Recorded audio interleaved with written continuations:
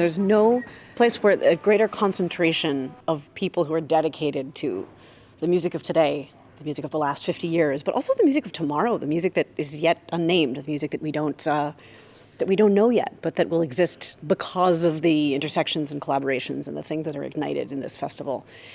You don't get a greater concentration of people dedicated to that anywhere in the world. And as a musician, who's done with my studies and out in the world, I actually come here with a student mindset, to learn.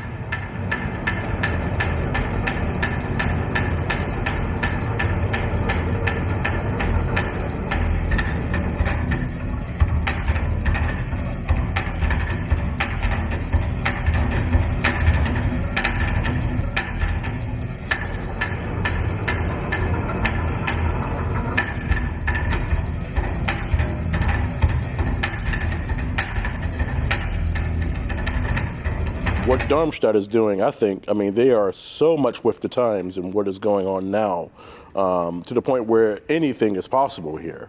This is, in my opinion, the future of music, where there are going to be opportunities to perform and compose their own work, as well as finding communities of people, with whom they could collaborate over a period of time and be able to establish a body of work that, is perhaps unique to their own practice, and perhaps that is also informed by tradition and things, a lot of things that have come before.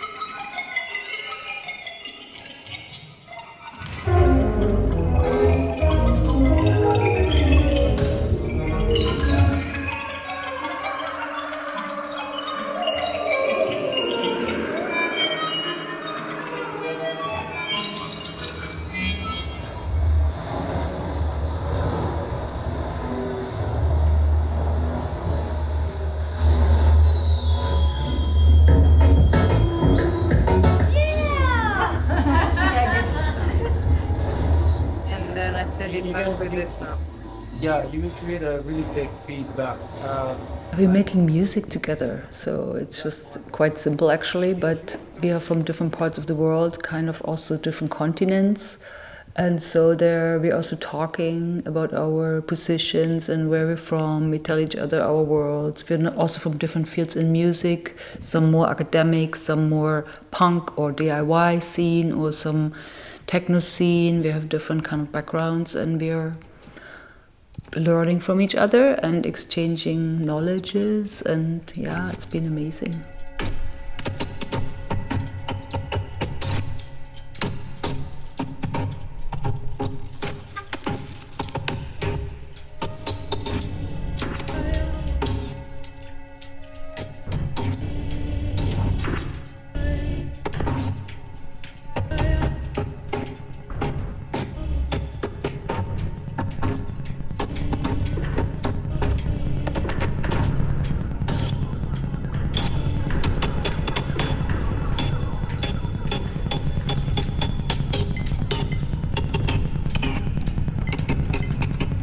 It triggers new ideas, and it helps us also to understand people better, or each other better, when people tell us stories and they want to express a lot. Also, it's about communication, but also we're not imposing our views, our techniques, and so on. We are really, really exchanging. It is quite beautiful. It is. Yeah. And really needed in a world where borderization is coming back, and where we are like facing also the rise of fascism and racism and visibility of these kind of like really hateful movements, I think it is even more important that we really make an effort to actually make these connections. And not so simple. So, for example, you can also tell your pupils about physics and about sound waves and about noise. I'm the happiest person. Why? Because I've shared what I had as well. And the good part, I've learned much from my colleagues as well. So as it is, I really appreciate that I've actually benefited from the knowledge, especially on the recordings, the mixing, the adjustment of the voices. That's something that I was not aware of. But my coming here now have equipped me with the knowledge that I didn't have. It's important in the world not to be too panic, but calm, self-self to the development and music that love the storm blown blinded to the future that be a sick man, a spiteful man. I am an unattractive man. I believe my liver is diseased. My aim is towards the whatever comes into reality and fight the drug to arraignment withdrawal to say the big no to the world. Anti-avant-garde, not hysterical, except for get with Voyager, which is such a huge achievement, it really is your conception. There's the data set, it's not trained on a data set in the way that today's machine learning systems are trained on data sets. In a way, you've coded every single line, but you must have had the equivalent of X nuns in there that would give you elements of things that you couldn't quite predict was going to happen in the system, or how it got out of things. So I'm curious about, first of all, what was your conception going into Voyager? Because for me, it's a really unique system. My reference goes back a bit earlier to, let's say, 1955 or 56, when they were making these huge mainframes, and Jaron Hiller made the Iliac suite for string quartet. And I was intrigued by, they had a cultural model for what composing was. The machine was supposed to be composing. And so my machines are supposed to be improvising. But what you discover is, in the world of machines, the machines don't know or care what the difference is between composing and improvising. And that reveals the whole business to be kind of culturally implicated, more ideologically driven than something you can build into the software. So in any event, from my standpoint, the Iliac suite could have been an improvisation spit out by a mainframe computer in 1955, but they thought of it as a composing machine. And the main thing that made it a composing machine and not an improvising machine was that it would throw things away. In other words, it would say, well, I don't like this doesn't fit into my system. Voyager never throws anything away, and it always has something to say. And it's up to you to figure out whether it's appropriate or not.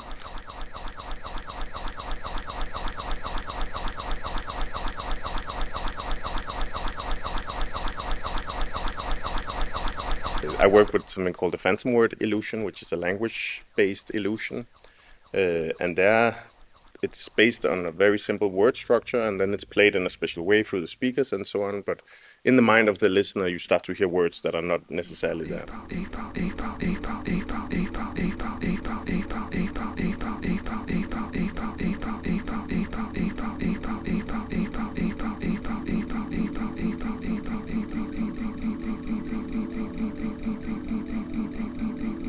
And some people often hear names of the partner or family members or something like that. So it's really connected to one's personal life as a listener.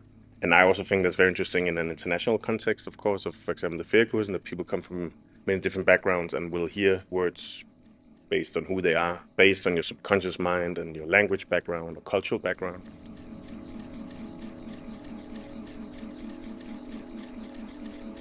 The development of a tricentric thought unit construct is not an all-encompassing system in the sense that you arrive at a particular point.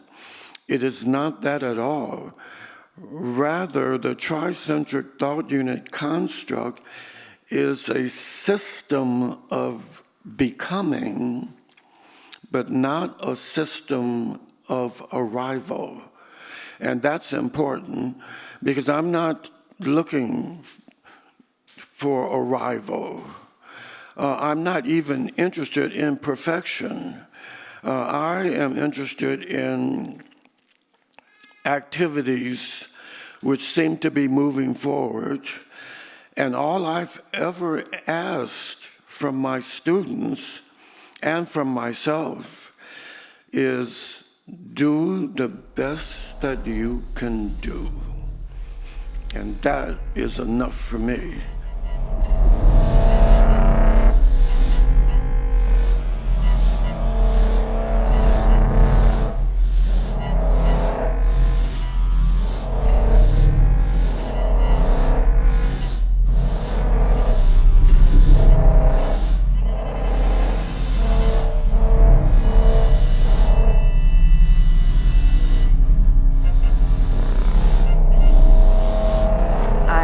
Thought because we'd spoken about transcription so much that maybe I would just make a literal transcription and like a literal sort of score. No one has really been writing that much this week, I think.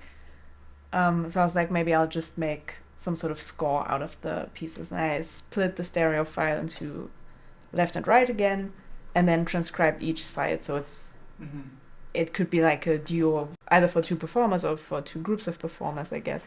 Yeah, working together is an important focal point of the workshop that we do here. The idea is that we have 9 composers that were selected, and they all come with a 2 to 5 minute composition, electronic or audiovisual.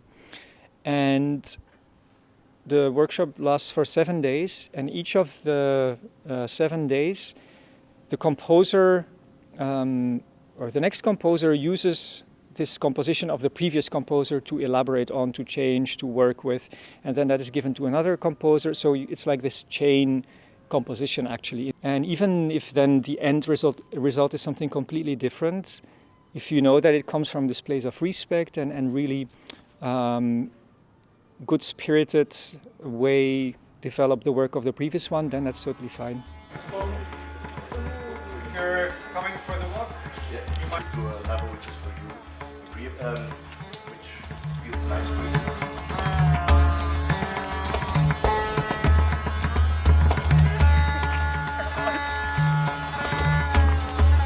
If you're in your own world all the time, there are many things you stop seeing. So by collaborating, you can really you start seeing things again that you didn't see before. You get new impulses, new inspirations. You can stand on each other's shoulders and you can look further than when you just stand on your own feet.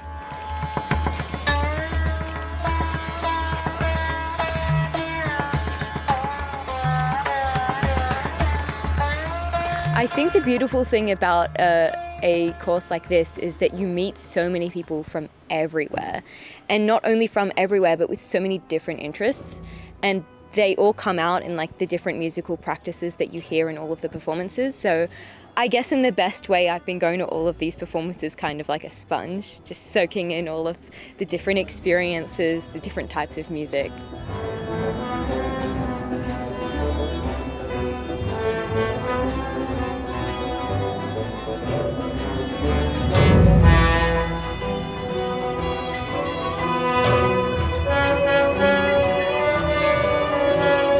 I think the biggest thing about Darmstadt is just the sheer saturation. I think everyone here can agree every day lasts like a year, basically. So to be confronted with so much music and so many amazing ideas all the time, it just makes you think about what you love and what you're excited by.